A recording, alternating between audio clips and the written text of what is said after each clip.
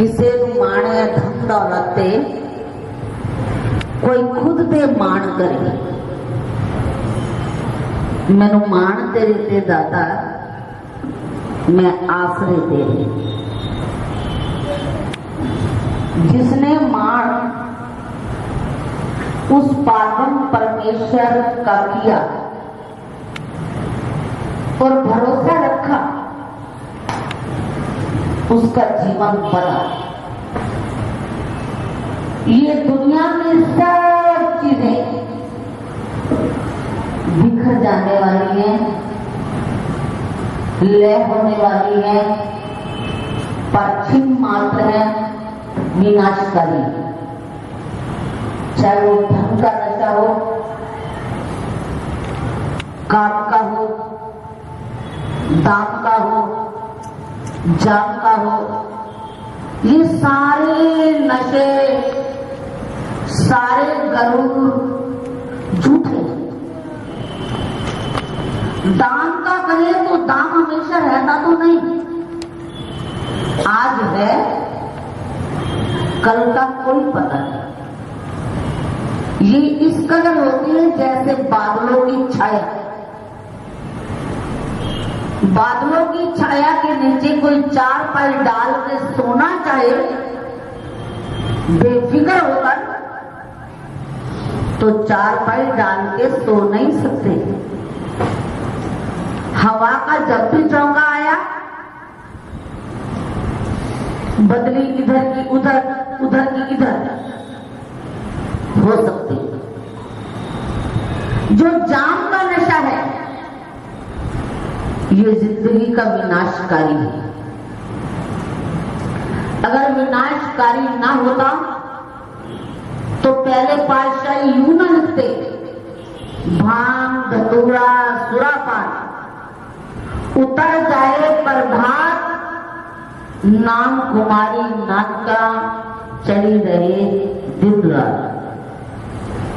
तो जान का नशा भी सुबह पिया तो शाम को उतरा, शाम को पिया तो दिन को उतरा। उसमें मन खराब, तन खराब, परिवार खराब, इज्जत खराब, शर्त खराब, कुछ बनती तो नहीं, बिगड़ती। लेकिन नाम का नशा, सतगुरु का मान करना और रखना, ये बहुत बड़ा औदा है। इज्जत, रुतबा, शर्फ जहान में भी और भगवान के घर में, दोनों घर में बड़े मान के साथ वो रहता है जिसने इबादत की है, जिसने भरोसा प्रभु पे रखा। इतिहास पढ़ो और उनको देखो। भरोसा रखा जन्नाबाई ने, जब बिहाई गई तो ससुराल में परिवार इतना बड़ा था कि जन्नाबाई कभी दर्शनार्थ कहीं मंदिर, कहीं गुरुद्वारे, गुरु दर्शन ना आ सकती थी, ना जा सकती थी। चाहत उसे हर वक्त रहती थी। एक बार जन्ना के उसी गांव में संत आ गए, तो सब गांव के लोग सत्संग में जाने लगे। जाते जाते जन्ना को भी आवाज लगाई कि जन्ना, हमारे गांव में संत पधारे हैं। उसे ये नहीं मालूम था कि मेरे गुरु ही पधारे हैं, क्योंकि वो उनकी दीक्षित थी,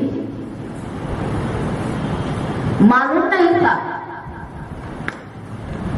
तो जन्ना को जैसे आवाज लगाई,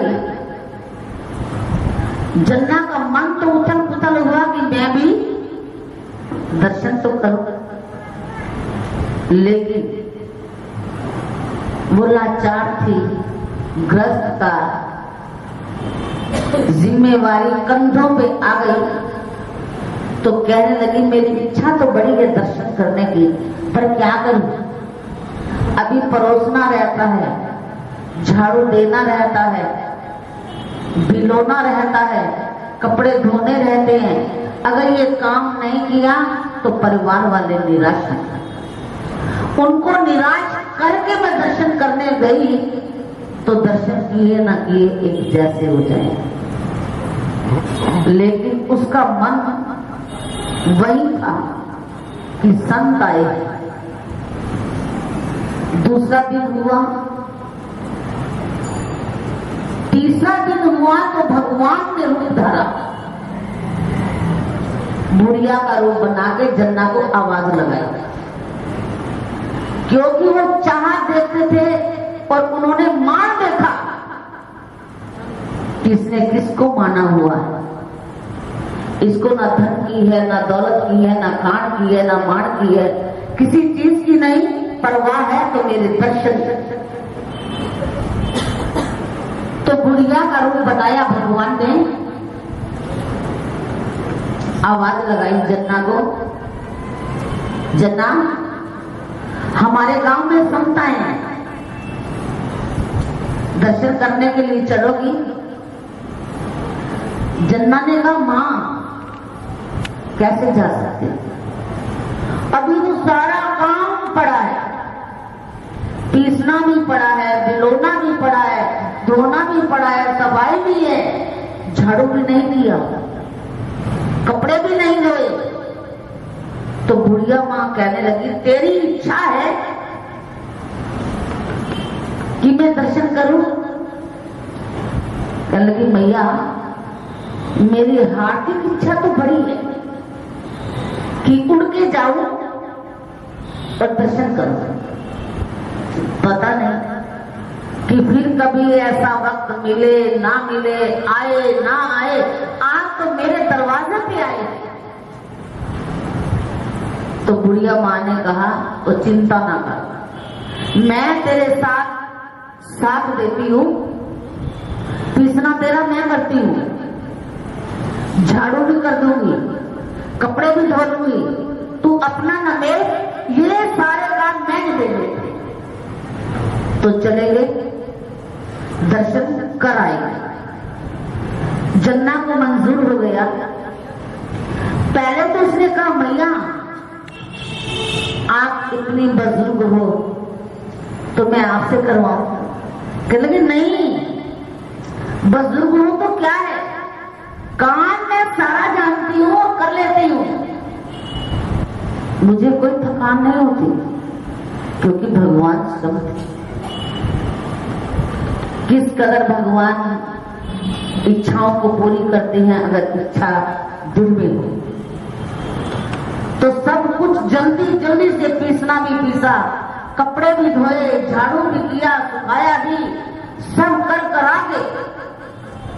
जन्ना को कहा ये सारे काम तो निपट गए, बाकी का काम तू आके निपटाएगी, हम चले और दर्शन करें। जन्ना और बुढ़िया मां दर्शन करने के लिए चल पड़े। जब जन्ना आगे गई तो कहते ये तो मेरे गुरुदेव हैं, इनसे मैंने दीक्षा ली हुई है,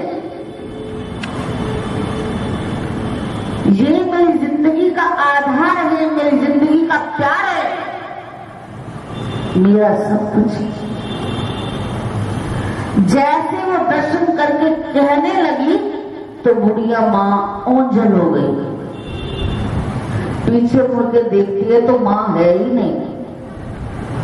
इधर देखा उधर देखा कि जिसके साथ मैं आई थी वो मां कहां गई। तो फिर उसे आवाज आई